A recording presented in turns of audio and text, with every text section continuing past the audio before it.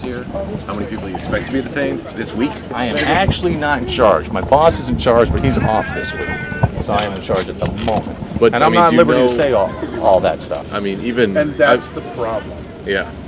I mean, there is no transparency. We're citizens in a democracy, and you're telling us that you can't tell us that who you arrest in our name, what happens behind those doors. And that's completely opposite of the idea of democracy.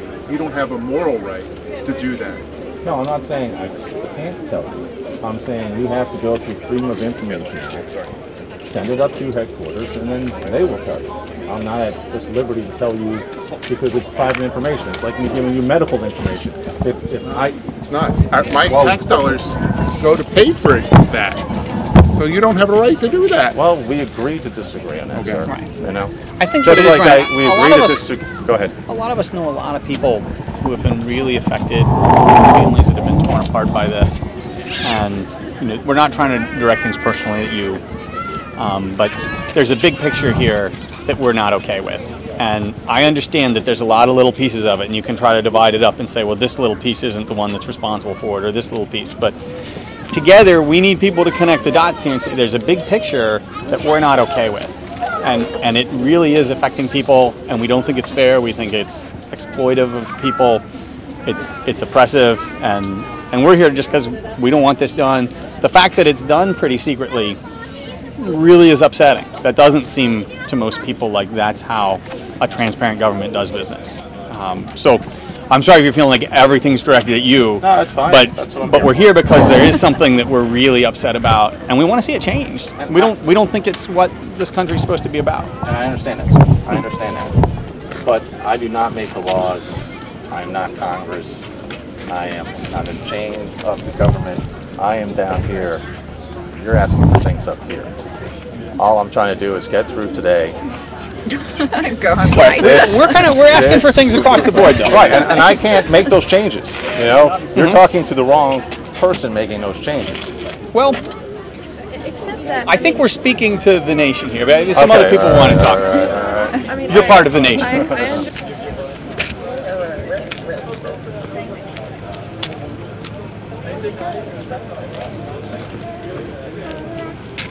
I just want to say, I've been an undocumented student activist for the last 6 years or so, and I was detained in February in Minnesota, and I do want to say I understand a lot of what you say, because when I was detained, I spoke with a lot of ICE agents, and some of them were very earnest in saying that this was not what they signed up for, like separating families or detaining young people who grew up here. So I think I understand that, and basically, I guess I want you to know that the work that we're doing as undocumented youth coming out and speaking is so that everybody knows and everybody feels that sting, because right now we're growing up with that, carrying that burden in our hearts every day.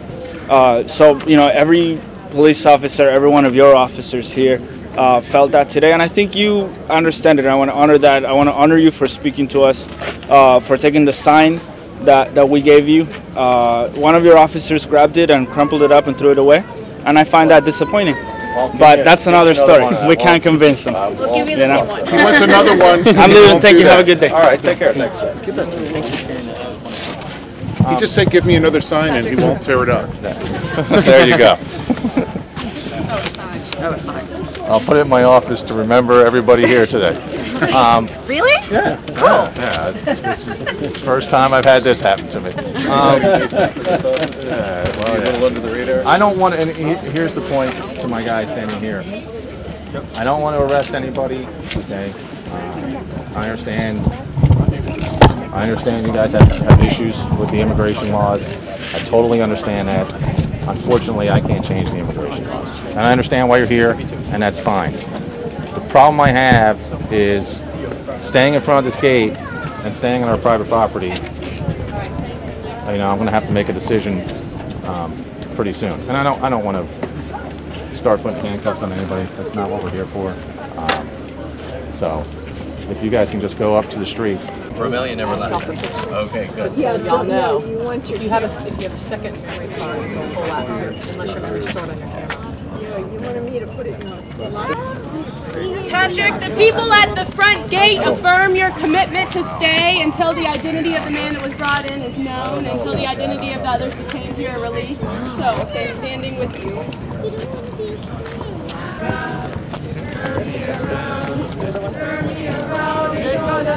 Nobody turn me around, we're gonna keep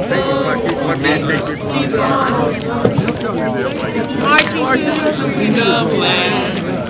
Ain't gonna let nobody turn me around, turn me around, turn me around. Ain't gonna let nobody turn me around. They're gonna keep on walking.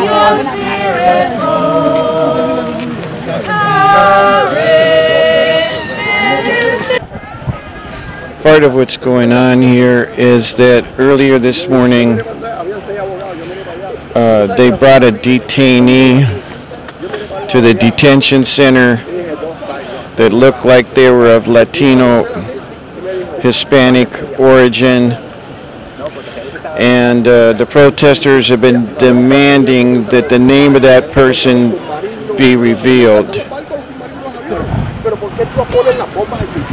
Su casa, al lado de su casa, porque la tienen que llevar a Vieques. Eso es verdad. ¿Sabes? Tú te puedes quedar, la Marina se puede quedar, me encantan los aviones, invítame a entrar y yo entro. Pero no le tire bomba a mi gente, no le lleves cáncer, porque Vieques es el pueblo, uno de los pueblos más pequeños del mundo, una de las islas más pequeñas.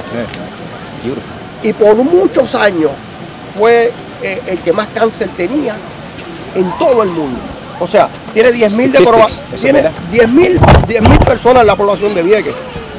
Y el 42% morían de cáncer. Wow, eso es verdad. No hay río, no hay lago, no hay plantas de tratamiento, no hay fábrica, no hay nada. Solo la Marina. ¿De dónde venía? De la Marina. Mucho gusto entonces.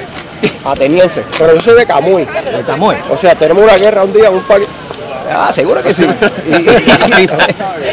Y después para el cervecito, chacho. Yo dejé de tomar. Pero que mucho gusto entonces. Sí.